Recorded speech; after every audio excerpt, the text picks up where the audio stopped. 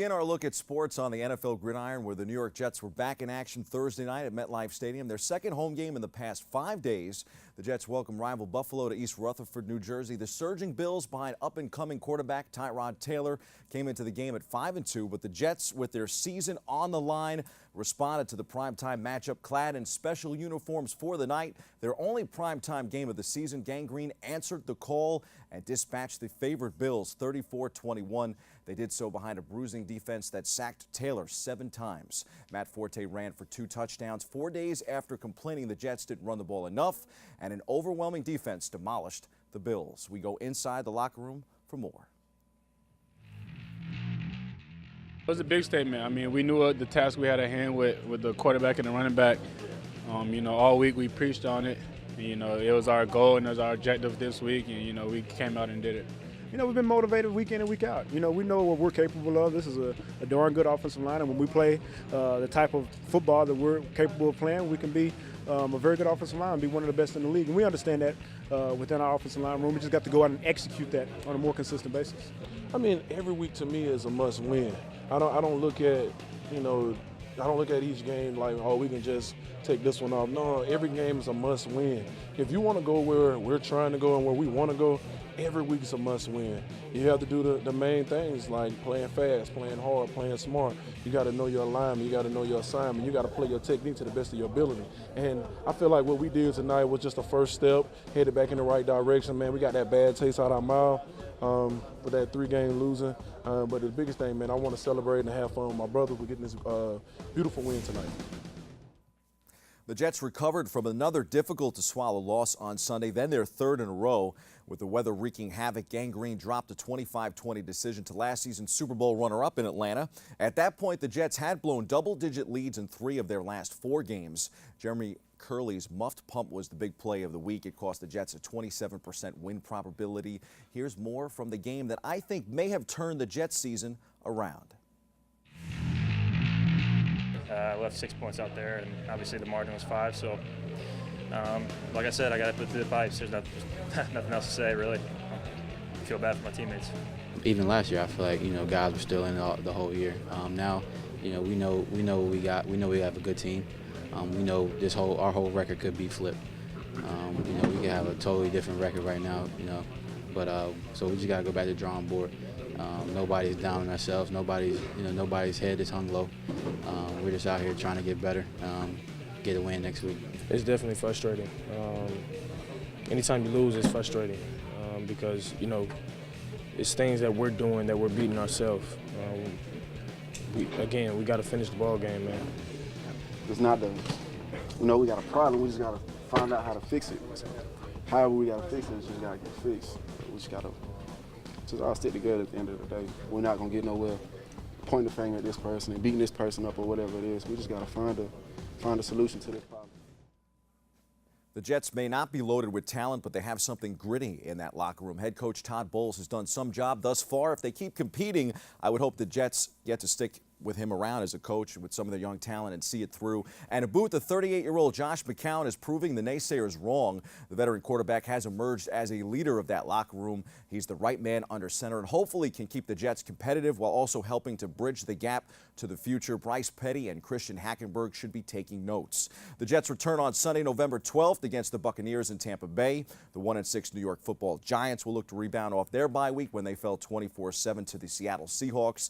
The G-Men are home Sunday to host the LA Rams at 1 p.m. Time for some quick hitters. On the NBA hardwood, the New York Knicks have found their groove despite a setback on Wednesday night at the Garden. They've played much better of late. A credit to veteran Jarrett Jack at the point guard spot and the incredible emergence of Kristaps Porzingis as the #1 option and star of this team. It just wasn't enough against the Houston Rockets. James Harden had 31 points and 9 assists, and Houston had its three-pointers falling again in a 119-97 victory Wednesday night at the Garden. The Orange and Blue are now 3-4. They had won 3 straight games. The 22-year-old Kristaps is averaging 27.9 points, 7.9 rebounds, and 1.6 blocks in 7 games.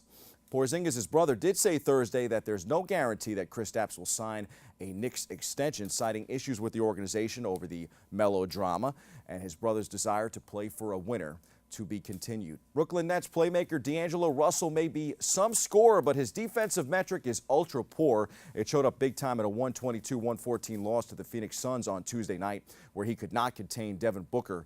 Booker scored 32 points. Mike James added 24, and the Suns rallied in the fourth quarter on their way to the win.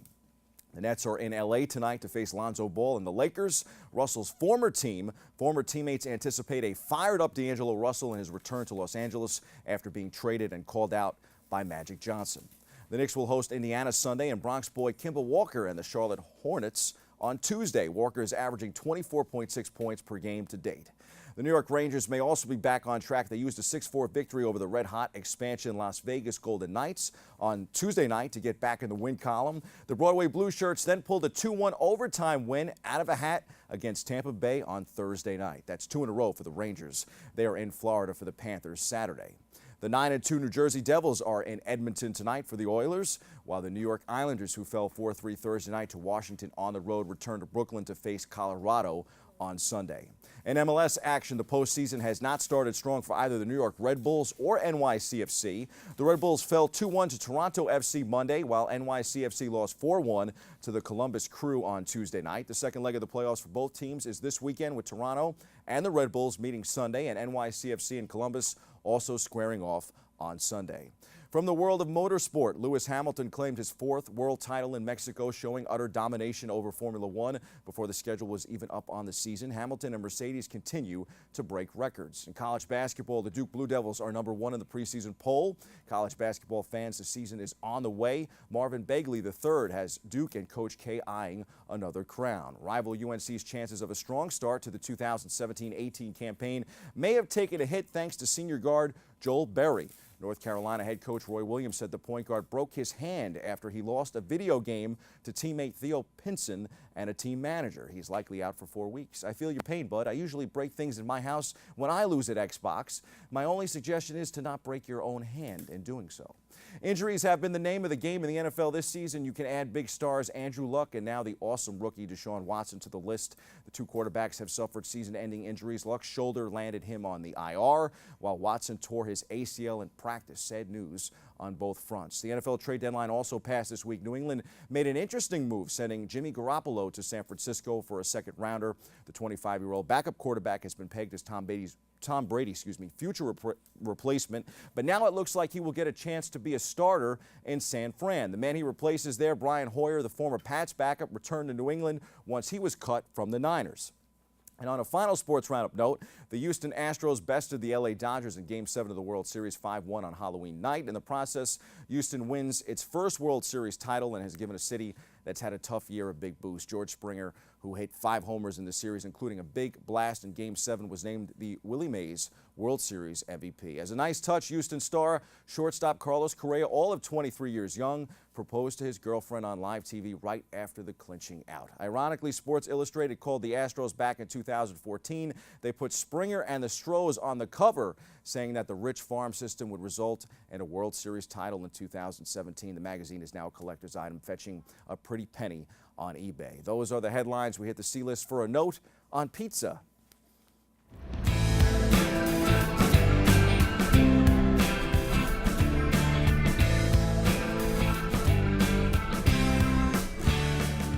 If you just found out there's an official pizza of the NFL, then you're too late. Papa John's, which held that unique title, lost too much money as a result of player protests during the national anthem. They say, as a result, the founder sacked the NFL's poor leadership, quote unquote, and said the NFL has hurt us. He took his popular pizzas and his saucy attitude and went home, pulling his ads associated with the NFL for now. While Papa John is blaming NFL player protests for a dip in pizza sales, Pizza Hut says otherwise. Such are the extensive ripple effects that an NFL season full of political controversy is having on all sorts of adjacent businesses. On Wednesday, Papa John's International reported a disappointing third-quarter earning. Pizza Hut has no changes to their sales. No matter whether you stand or kneel for the national anthem, Pizza Arena should not divide us as a country. So enjoy Papa John's, Pizza Hut, Domino's, whatever you really like this weekend. That's your sports. I'm Bobby C.